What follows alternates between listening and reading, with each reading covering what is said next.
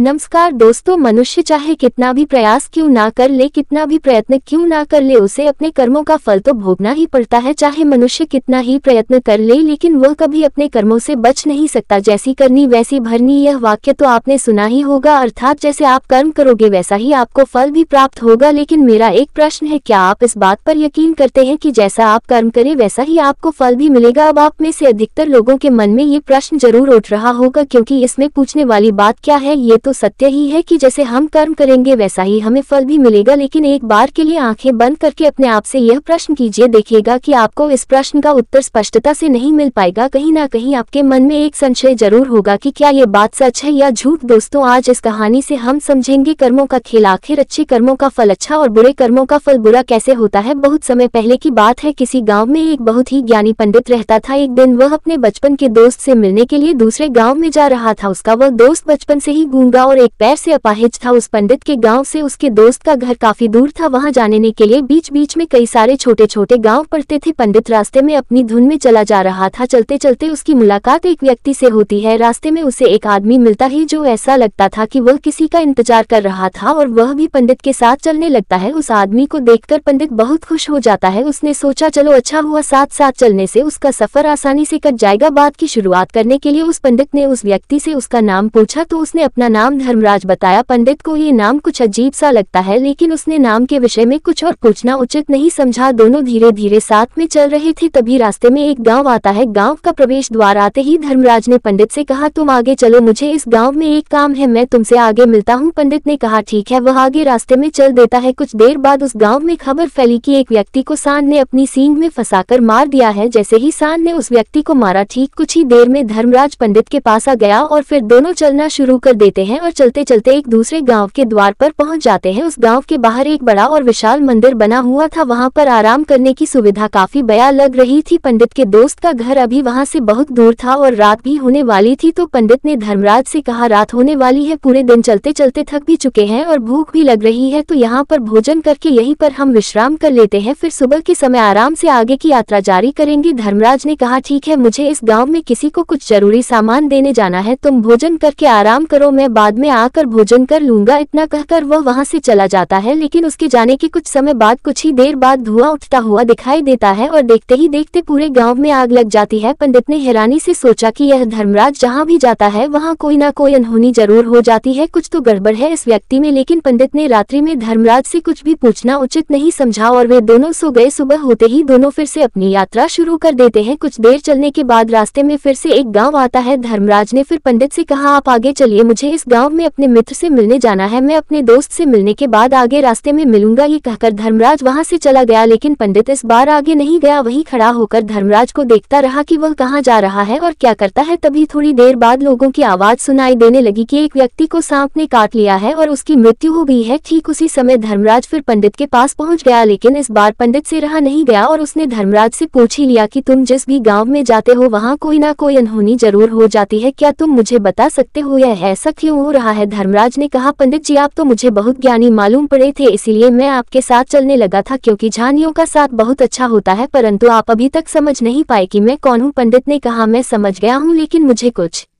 शंका है, अगर आप ही अपना उपयुक्त परिचय दे दे तो मेरे लिए आसानी होगी। तब धर्मराज ने जवाब दिया कि मैं यमदूत हूँ और यमराज की आज्ञा से उन लोगों के प्राण हरण करता हूँ जिनकी उम्र पूरी हो चुकी है। हालांकि पंडित को पहले से ही इस बात की आशंका थी, फिर भी धर्मराज के मुंह से यह बातें सुनकर वह घबरा गया। लेकिन वह हिम्मत करके पूछता है कि अगर तुम सच में यमदूत हो तो मुझे बताओ अगली मृत्यु किसकी है? धर्मराज ने जवाब दिया, अगली मृत्यु तुम्हारे उसी मित्र की है जिससे तुम मिलने जा रहे हो और उसकी मृत्यु का कारण भी तुम ही बनोगे। यह बात सुनकर पंडित सहम गया और सोच में पड़ गया कि अगर सच में ये धर्मराज यमदूत हुआ तो उसकी बात भी सच होगी और उसके कारण मेरे बचपन के सबसे अच्छे मित्र की मृत्यु हो जाएगी। तो सबसे अच्छा तो यही होगा कि मैं अपने मित्र से मिलने ही ना जाऊं, कम से कम मैं उसकी मृत्यु का कारण तो नहीं बनूंगा। धर्मराज ने मुस्कुराते हुए कहा, तुम जो सोच रहे हो वह सब मुझे पता है, मगर तुम्हारे अपने मित्र से मिलने ना जाने से नियति नहीं बदल जाएगी। तुम्हारे मित्र की मृत्यु तो निश्चित है और वह अगले कुछ ही पलों में घटित होने वाली है। महाकाल के मुंह से ऐसी बातें सुनकर पंडित को को झटका लगा, क्योंकि महाकाल ने पंडित के मन की बातें पढ़ ली थी, जो कि एक सामान्य व्यक्ति के लिए संभव नहीं है। अब पंडित को विश्वास हो गया कि यह धर्मराज सचमुच में यमदूत ही है। जब पंडित को ये पूर्ण विश्वास हो गया कि धर्मराज जी यमदूत है, तो वह घबरा गया। वह अपने मित्र की मृत्यु का कारण नहीं बनना चाहता था, इसलिए वह पलटकर अपने गाँव की तरफ वापस जाने लगा। लेकिन जैसे ही पंडित वापस जाने के लिए मुड़ा, उसने देखा कि उसका मित्र तेजी से उसकी तरफ चला आ रहा है, जो कि पंडित को देखकर अत्यंत प्रसन्न दिखाई पड़ रहा था। अपने मित्र के आने की गति को देखकर पंडित को ऐसा लगा कि जैसे उसका मित्र काफी देर से उसका ही पीछा कर रहा है, लेकिन वह बचपन से ही गूंगा था और एक पैर से लंगड़ा भी था, इसीलिए ना तो वह पंडित को आवाज देकर पाया था और ना ही उस तक पहुंच पा रहा था। लेकिन जैसे ही वह पंडित के पास पहुंचा, अचानक ही जमीन पर गिर पड़ी और तुरंत ही उसकी मृत्यु हो गई। पंडित हक्का बक्का होकर धर्मराज की ओर देखने लगा, जैसे कि वह पूछना चाह रहा हो कि आखिर क्या हुआ। धर्मराज पंडित के मन में उठ रहे प्रश्नों को समझ गया और बोला, तुम्हारे मित्र ने पिछले गांव में ही तुम्हें देख लिया था और वे वहीं से ही तुम्हारा पीछा कर रहा था, लेकिन गूंगा और लंगड़ा होने की वजह से वह तुम तक नहीं पहुंच पाया। उसने अपनी पूरी ताकत लगाकर तुम तक पहुंचने का प्रयास किया, लेकिन बुढ़ापे में बचपन जैसी ताकत नहीं होती, इसलिए दिल का दौरा होने के कारण उसकी मृत्यु हो गई, क्योंकि वह तुमसे मिलने के लिए अपनी सीमाओं को तोड़कर तुम्हारे पीछे भाग रहा था। इसलिए अपने मित्र की मृत्यु का कारण भी तुम ही कहलाओगे। अब पंडित को पुनर्तः यह विश्वास हो गया था कि धर्मराज एक यमदूत है और उसका कार्य जीवों के प्राण हरना है। लेकिन पंडित एक ज्ञानी व्यक्ति था, वह ये भी जानता था कि मृत्यु पर किसी का वश नहीं है, सबको एक ना एक दिन मरना ही है। यही सोचकर उसने अपने आप को संभाल लिया। लेकिन अचानक ही पंडित के मन में अपनी मृत्यु के बारे में जानने की इच्छा हुई, इसलिए उसने धर्मराज से पूछा कि जब मृत्यु मेरे दोस्त की होनी थी तो तुम शुरू से ही मेरे साथ क्यों चल रहे थे। ये प्रश्न सुनकर धर्मराज जोर से हंसा और बोला, मैं तो हर पल हर क्षण सभी के साथ चलता हूँ, किंतु लोग पहचान नहीं पाते, क्योंकि लोगों के पास अपनी समस्याओं के अलावा किसी और व्यक्ति, वस्तु या घटना के बारे में सोचने समझने या उसे देखने का समय ही नहीं होता। पंडित ने कहा, तो क्या तुम ये बता सकते हो कि मेरी मृत्यु कब, कहाँ और कैसे होगी। महाकाल ने कहा, हालांकि किसी भी सामान्य जीव के लिए अपनी मृत्यु के बारे में जानना ठीक नहीं है, क्योंकि कोई भी जीव हो या जानकर वह अपनी मृत्यु के बारे में जानकर बहुत दुखी हो जाता है। हालांकि तुम जानी व्यक्ति मालूम पड़ते हो और तुमने जिस तरीके से अपने मित्र की मृत्यु को सहन कर लिया है, उसे देखकर लगता है कि तुम अपनी मृत्यु के बारे में जानकर भी दुखी नहीं होंगे। महाकाल ने कहा, तो सुनो, तुम्हारी मृत्यु आज से ठीक 6 महीने बाद आज ही के दिन किसी दूसरे राज्य में फांसी लगने से होगी, और सबसे हैरानी की बात तो ये होगी कि तुम स्वयं ही खुशी से उस फांसी को स्वीकार कर लोगे। न कहकर धर्मराज वहां से चला गया, क्योंकि अब धर्मराज के पास पंडित के साथ चलते रहने का कोई कारण न था। इसके बाद पंडित ने अपने मित्र के शरीर का अंतिम संस्कार किया और यथाशक्ति उसके क्रियाकर्म करके अपने गांव वापस आ गया। लेकिन कोई व्यक्ति कितना भी ज्ञानी क्यों ना हो,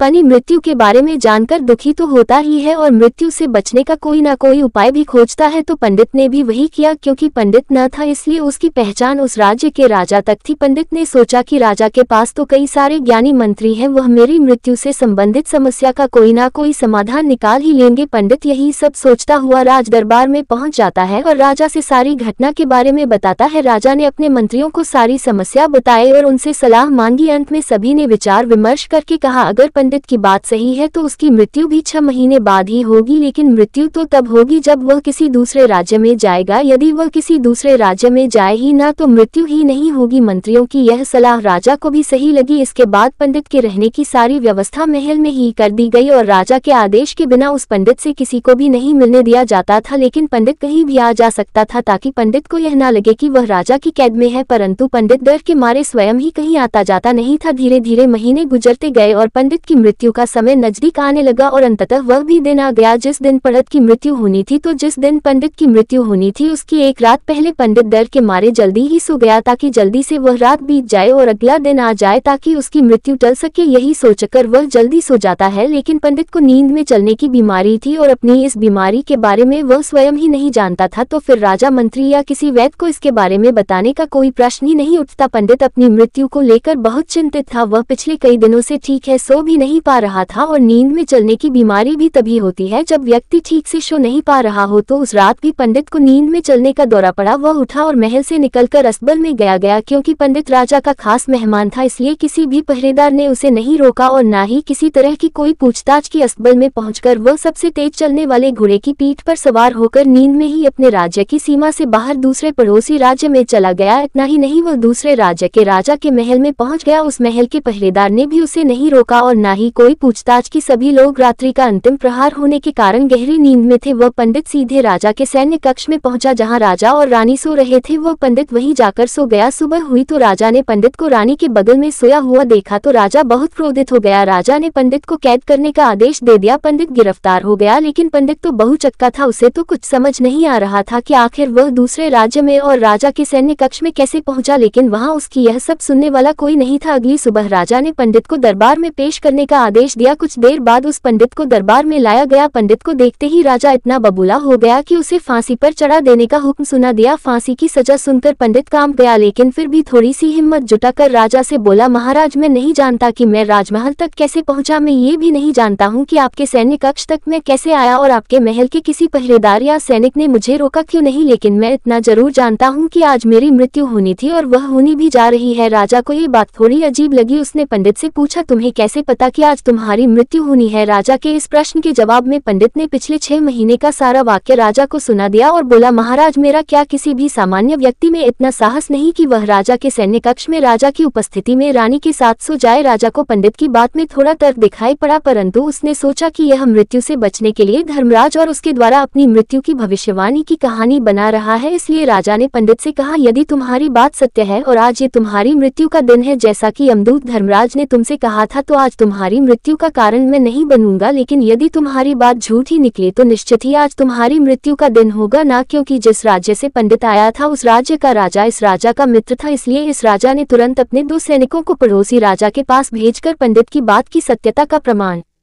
मानगा भेजा। भेजे गए सैनिक शाम तक लौटे और उन्होंने राजा को बताया कि महाराज पंडित जो कुछ भी कह रहा है वह सब सत्य है। पड़ोसी राज्य के राजा ने पिछले 6 महीने से पंडित के रहने की सारी व्यवस्था अपने ही महल में कर रखी थी। पंडित राजा का खास मेहमान था। कल शाम राजा आखिरी बार पंडित से उसके कक्ष में मिले थे और उसके बाद यह इस राज्य में कैसे पहुंच गया इसकी जानकारी किसी को भी नहीं है। इसलिए उस राज्य के राजा के अनुसार पंडित को फांसी की सजा देना ठीक नहीं है। लेकिन राजा के सामने एक नई समस्या थी, क्योंकि उसने बिना पूरी बात जाने ही पंडित को फांसी की सजा सुना दी थी। इसलिए अगर पंडित को फांसी नहीं दी जाती तो राजा के वचन का अपमान हो जाएगा, लेकिन अगर राजा की बात का मान रखा जाए तो बेवजह ही एक निर्दोष व्यक्ति की मौत हो जाएगी। राजा ने अपने सभी मंत्रियों से इस बारे में सुझाव मांगा तो मंत्रियों ने राजा को सुझाव दिया कि महाराज पंडित को एक कच्चे सूत के धागे से फांसी लगवा दी जाए। इससे आपके कथन का भी मान रह जाएगा और कच्चे सूत के धागे से पंडित को फांसी भी नहीं लगेगी और उसके प्राण भी बच जाएंगे। राजा को मंत्रियों का ये सुझाव पसंद आया और उसने ऐसा ही करने का आदेश दे दिया। पंडित के लिए कच्चे सूत के धागे से फांसी का फंदा बनाया गया और नियम के अनुसार पंडित को फांसी पर चढ़ाया जाने लगा। सभी लोग बहुत खुश थे कि ना तो पंडित मरेगा और ना ही राजा का वचन खाली जाएगा। पंडित को भी पूर्ण विश्वास था ये सूत के धागे से तो उसकी मृत्यु हो ही नहीं सकती। पंडित उस पर चढ़ने के लिए तैयार हो गया, जैसा कि धर्मराज ने भविष्यवाणी की थी कि तुम खुद ही अपनी फांसी को स्वीकार करोगे। लेकिन जैसे ही पंडित को फांसी दी गई सूत का धागा तो टूट गया, लेकिन टूटने से पहले उसने अपना काम कर दिया था। पंडित के गले की एक नस सूत के धागे के झटके से कट चुकी थी और पंडित जमीन पर पड़ा तड़प रहा था। उस पर उसके गले से खून की फुहार निकल रही थी और देखते ही देखते पंडित का शरीर पूरी तरह से शांत हो गया। सभी लोग आश्चर्यचकित थे और पंडित को मरता हुआ देख रहे थे। किसी को विश्वास नहीं हो रहा था कि कच्चे सूत के धागे से भी किसी इंसान की मृत्यु हो सकती है, लेकिन घटना तो घट चुकी थी। नियति ने अपना काम कर दिया था और धर्मराज की भविष्यवाणी सच हो चुकी थी। दोस्तों, श्रीमद् भागवत गीता में भगवान श्री कृष्ण ने कहा है, जो होना होता है वह होकर ही रहता है। हम चाहे कितनी ही सावधानी बरते, कितना ही उपाय कर ले, लेकिन घटना और घटना की पूरी प्रणाली पहले से ही तय होती है, जिसे हम थोड़ा सा भी इधर उधर नहीं कर सकते हैं। दोस्तों, शायद इसीलिए ईश्वर ने हमें भविष्य जानने की क्षमता नहीं दी है, ताकि हम अपने जीवन को ज्यादा बेहतर तरीके से जी सके। और यही बात उस पंडित पर भी लागू होती है। अगर पंडित ने महाकाल से अपनी मृत्यु के बारे में न पूछा होता तो 6 महीने तक राजा के महल में कैद रहकर डर डर कर जीने की बजाय ज्यादा बेहतर जीवन जीता। दोस्तों, आपने आज के इस वीडियो से क्या सीखा वह मुझे आप कमेंट में बता सकते हैं। इसी के साथ में उम्मीद है कि आपको आज की वीडियो पसंद आई होगी, तो इस वीडियो को उस इंसान को शेयर करें जिससे ये कहानी सुनने की जरूरत है, और उसी के ठीक बाद चैनल को सब्सक्राइब करें। तो चलिए फिर मिलते हैं ऐसी एक और नई वीडियो में एक नए मैसेज के साथ। तब तक के लिए अपना ख्याल रखिए। धन्यवाद और जय श्री राम।